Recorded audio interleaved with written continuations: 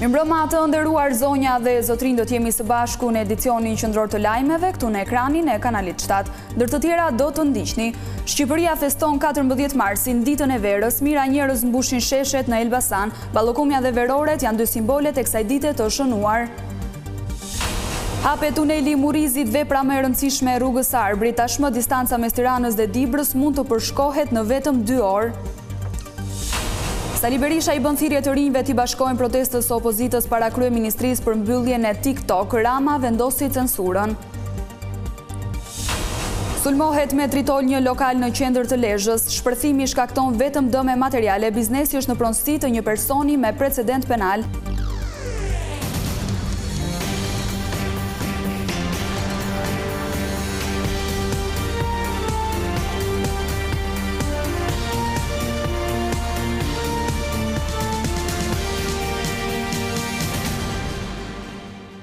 Vjojmë të ndjekim më gjërësisht zhvillimet kryesore të ditës.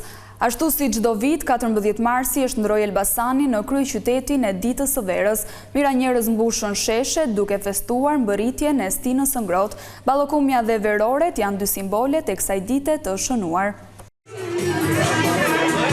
Kryeqyteti ditës së verës, Elbasani, ka pritur me hare, këngë e parada 14 marsin, festën që simbolizon largimin e dimrit dhe ardhjen e pranverës.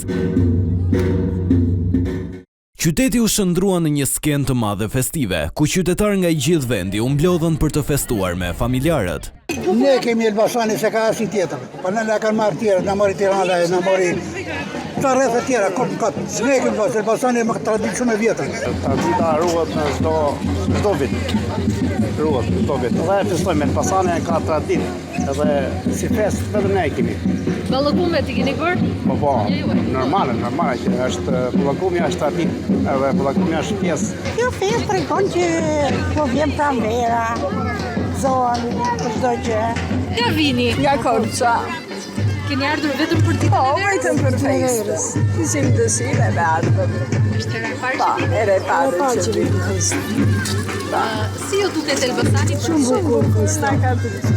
Edhe karnavalet e fëmijëve të shkollave me kostume të gjalla dhe ngjyra pranverore i dhanë gjallëri qytetit. Po ashtu, edhe këtë vit nuk munguan panajiret dhe produktet tradicionale, ku mbizotëronte ballokumja. Një urim për ditën e verës e bëri edhe kryeministri Edi Rama, duke postuar këtë video. Pjesë e atmosferës ishte edhe komisionerja e Bashkimit Evropian për zgjerimin, Marta Kos. I'm very happy that I came on a summer day. Është kënaqësi që kam ardhur në këtë qytet ditën e verës. Kam pasur mundësi të shkoj në disa projekte shumë të rëndësishme që financohen nga BE. Do të përpiqemi që këto fonde të vinë se secili bën një punë të mrekullueshme. Dua të them se u takova me aktorë të ndryshëm dhe mund të them që Shqipëria ka ecur në mënyrë të mrekullueshme. Ka ende shumë punë dhe reforma për të bërë, por nëse është ritmi i tanishëm do të përfundojë në vitin 2027. Besoj që së shpejti, por ka ende detyra shtëpie për të përfunduar. Bashkimi Evropian mund të mos jetë me 27 vende anëtare dhe shpresoj që Shqipëria të bëhet vendi i 28. Pjesë e festës është edhe koncerti i mbrëmjes, ndërsa më 15 dhe 16 mars do të ketë aktivitete për fëmijë dhe evente të tjera kulturore. Edhe në Tiranë, dita e verës është festuar në sheshet kryesore si dhe në kodrat e liçenit. Më së shumti ishin fëmijët, ata që u gëzuan lojrave, ndërsa vendosën Veroret dhe shijuan ballokumet. Mira qytetarë u mblodhën në sheshet dhe rrugët kryesore të Tiranës për të festuar ditën e verës. Tingujt e muzikës popullore, aromat e ballokumeve dhe panajiret me produkte tradicionale krijuan një mozaik emocionesh që i përfshiu të gjithë, të vegjël e të mëdhenj. Gjithmonë festa, e gëzofshin gjithmonë. Uroj gjithë shqiptarët të kalojnë një jetë të bukur dhe gëzuar, të jenë të lumtur. Qumështurën e verës, byrekun me lek branda. Gjithë të mira do gatoj, mirë qingji. Do vendosim edhe lule në përdyer, lule do t'i vendosin në përdyer. Tullumbace, lodra, lule dhe balona pushtuan vendin ndërsa fëmijët vendosën Veroret. E festoj me prindër, me familjen. Ju uroj të gjithë njerëzve begati dhe harmoni. Dita e verës është shumë e bukur, ne gatuajmë ballokume, bëjmë brekun me lek, është shumë e bukur, më pëlqen shumë dita e verës. Festimet organizuara nga bashkia me rastin e ditës së verës nisën që në orët e para të mëngjesit, duke filluar nga bulevardi Dëshmorët e Kombit, sheshi Skënderbej, deri te kodrat e lishenit artificial. Në qendër, qytetarët ndoqën fluturimin me balona, ndërsa në kodrat e lishenit, të cilat janë dekoruar me lule, u mbajt panajiri i artizanëve dhe panajiri ushqimor. Po ashtu një ekspozitë e madhe nga koleksioni makinave retro është mbajtur pranë sheshit Skënderbej. Dita e verës është një fest me origjinë pagane dhe ajo i kushtohet ringjalljes së natyrës pas dimrit.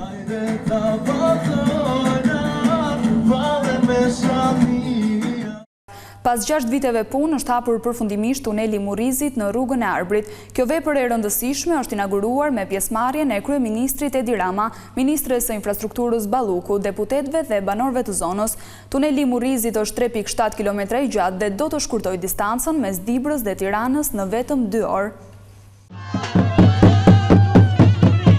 Me atmosferë mikpritje tradicionale, shoqëruar me daudhe dhe valle popullore, hapet përfundimisht pas 6 viteve punë tuneli Murrizit në rrugën e Arbrit.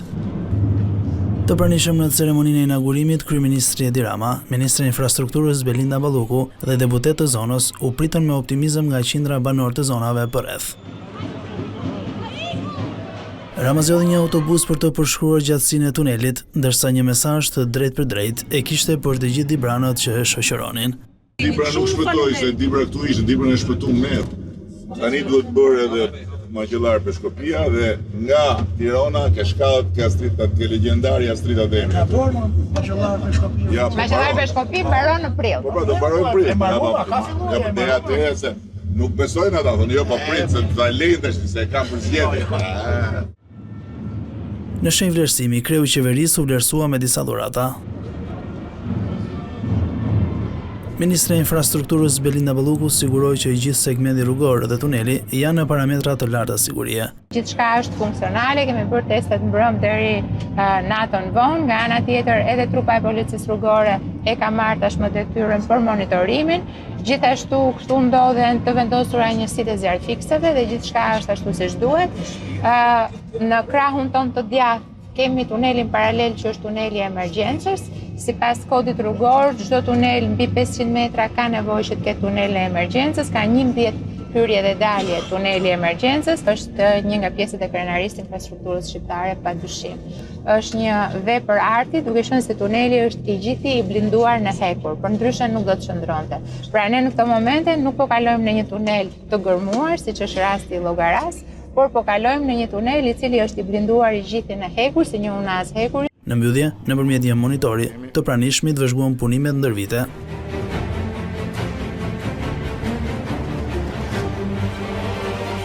Tuneli Murrizit është 3.7 km i gjatë dhe do të shkurtojë distancën mes Dibrës dhe Tiranës në vetëm 2 orë. Po ashtu, ai shkurton kohën udhëtimit drejt qytetit të Klosit, Bulqizës dhe Burrelit. Rruga Arbrit ka 7 tunele me gjatësi totale 8.5 km. Punimet për realizimin e kësaj vepre nisën që në vitin 2019, ndërsa rruga pritet të japë një zhvillim ekonomik të gjithë zonës ku kalon. Në një bashkëbisedim me gazetarët, lideri demokrat Berisha ftoi të rinjt të bashkohen protestës së të shtunës para kryeministrisë. Ai tha se tubimi mbahet kundër vendimit për mbylljen e TikTok, të cilin opozita i quan një akt censure. 2005-2013 Kryetari i Partisë Demokratike Sali Berisha u bëri apel të rinjve të bashkohen opozitës nesër në orën 19 në protestën kundër mbylljes së platformës së komunikimit TikTok. Gjatë një konferencë me gazetarët, Berisha deklaroi se mbyllja e TikTokut është akt censure e gjithë duhet reagojnë kundër qeverisë Rama. Lideri i opozitës sqaroi ndërkaq edhe skenarin e protestës ku sipas tij fjalën nesër do ta kenë të rinjt. Nuk jam unë maestro i TikTokut, janë të rinjt. Ata janë frymëzimi, unë aty do të jem ti mbështes. Po fjalën ata do flasin, se ata janë anticensurë. Protesta është tek kryeministria, tek paanërtesët Tiranit, të Habitullahut të Tiranës. Gjatë konferencës me gazetarët, Berisha komentoi edhe inaugurimin e tunelit Murrizit nga kryeministri Edi Rama, duke theksuar se u deshën 450 milionë euro e 16 vite që rruga e Arbrit të përfundojë. 32 kilometra të kësaj rruge u inauguruan para vitit 2013. 27 kilometra rrugë. Kanë shkuar djerë tani 450 milion euro. Do me thanë, 3 herë mbi parashikimin. 1 kilometër i saj ka kushtuar 1,2 herë më shtrejt se sa 1 kilometër i rrugës kombit. Tuneli Morrizit është inauguruar gjerësot si pas Edi Rams dhe Lubi Ballukut nga 2022 3 herë. Është shpallur që do të inaugurohet këtë datë dhe s'është inauguruar ndonjëherë. Gjatë paraditës Berisha ishte në qytetin e Elbasanit për festën e ditës verës. Kreu i PD-s Berisha zhvilloi një takim me ekipin e kandidatëve për deputet, të cilëve u bëri apel të afrojnë çdo qytetar që është kundër qeverisë Rama, pasi sipas tij çdo faktor i opozitës duhet bashkohet në 11 maj. Por gjatë vizitës së Sali Berishës në Elbasan ra në sy mungesa e 3 deputetëve aktual të këtij qarku, të cilët nuk janë përfshirë në listat e kandidatëve në 11 maj.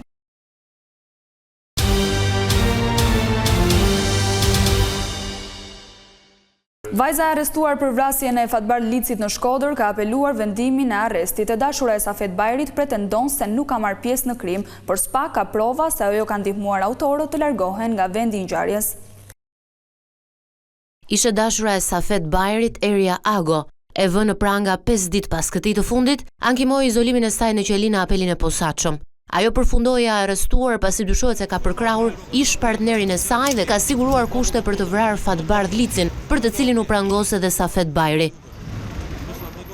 Këto akuzat të rënda, modelja, sipas SPAK, pretendohet se i ka kryer në kuadër të grupit të strukturuar kriminal.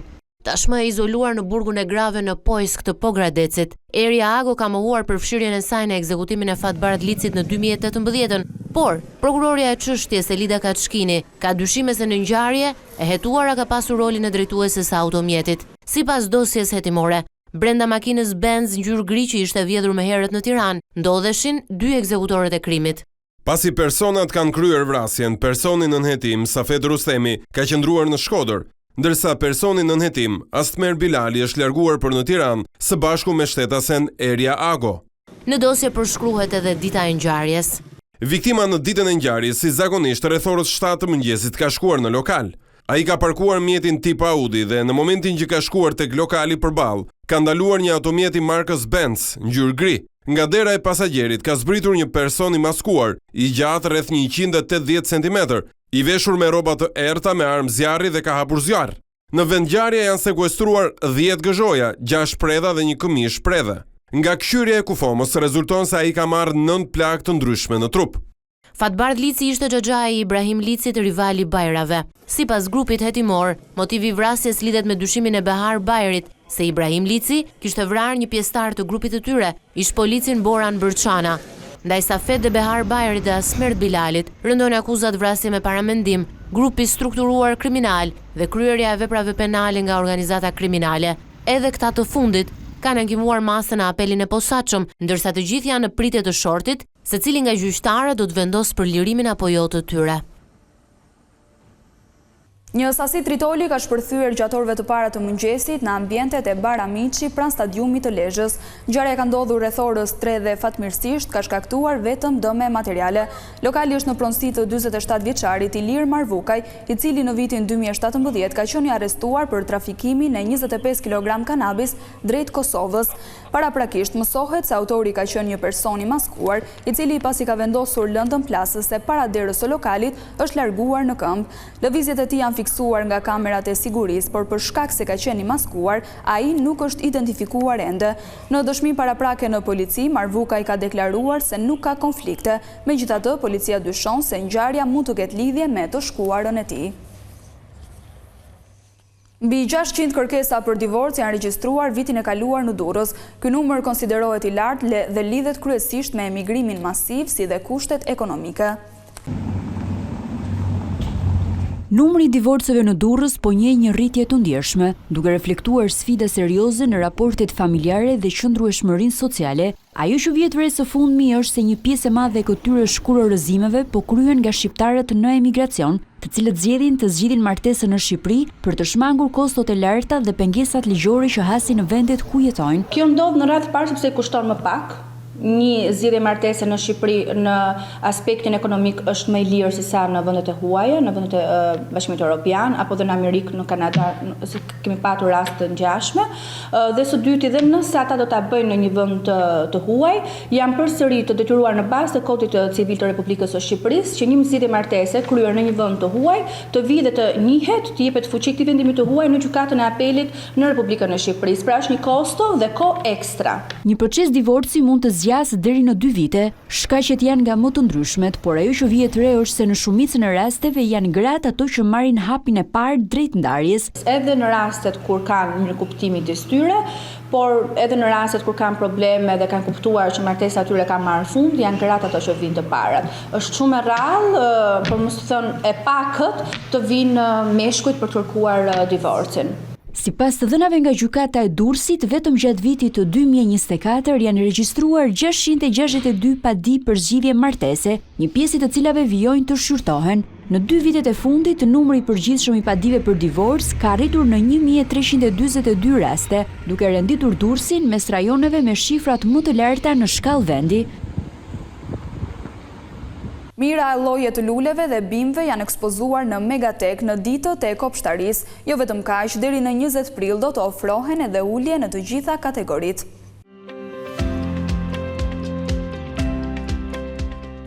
Megatek, lideri i kopshtarisë në rajon, jufton të bëni pjesë e një eksperience të papërsëritshme.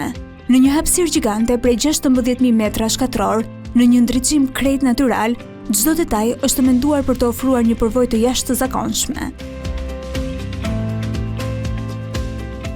Gjatë ditëve të kopshtarisë do të gjeni një parajsë të gjallë, të mbushur me ngjyra, aroma dhe jetë natyrore.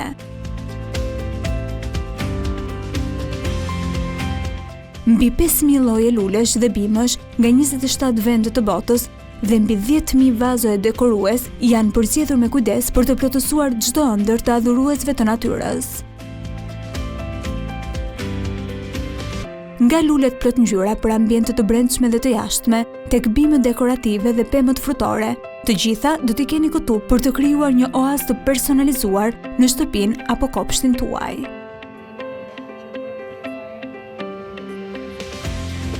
Ekspertët e kopshtarisë së Megatek, të cilët janë gjithmonë të gatshëm për të ofruar këshilla dhe ndihmë profesionale, do të mundësojnë mbjellje falas për të gjithë. Megatek, bëje mirë, bëje vetë. Kjo ishte gjithçka e përgatitur për këtë edicion informativ. Unë ju falenderoj për vëmendjen tuaj. Bashkë mirupafshim.